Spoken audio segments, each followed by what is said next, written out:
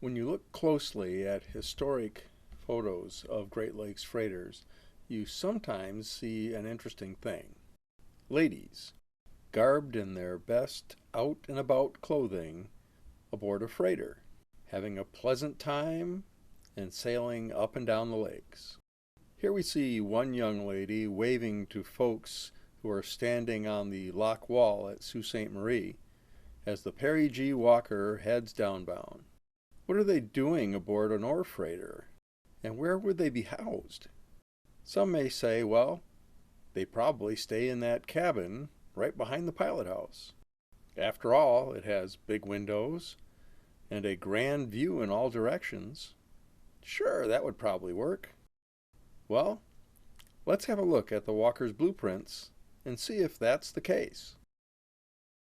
This is the actual shipyard drawing of the Walker and the 7 other identical vessels of her class built in 1903.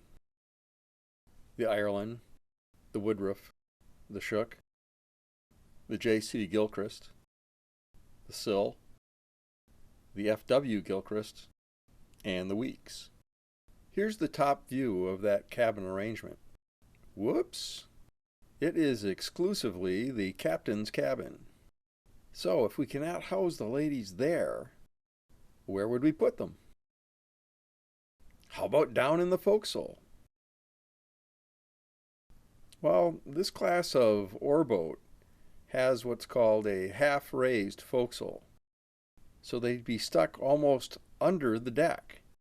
It's a long trip up and down the lakes, and these are VIP passengers. Do you really want to stick them in the forecastle? After all, that's where the crew sleeps, and they're ruffians and scallywags, right?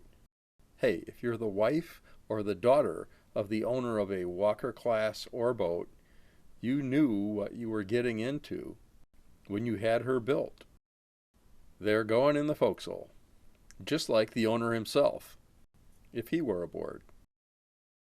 Here's the forecastle deck plan for the Walker.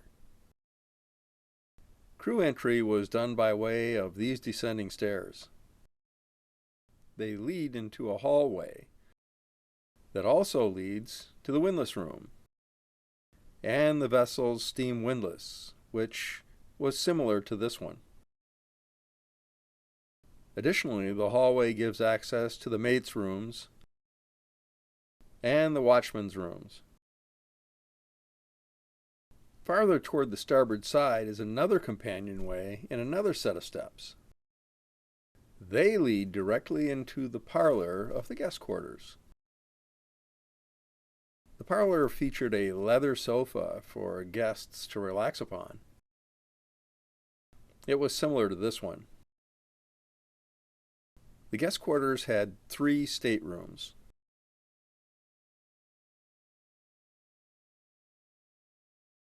Guests shared a common bathroom, which was equipped with a bathtub, a sink, and a toilet. Now, many folks wonder where the toilet flushed to. Was there a holding tank, like in a motorhome? Not in this era. There was, however, some very large lakes, as well as harbors and rivers full of water. And that's where it flushed to. Here's an example of what one of the bathrooms looked like.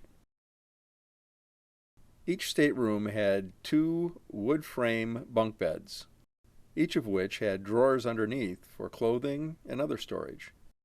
Here's a similar bed and stateroom of the era.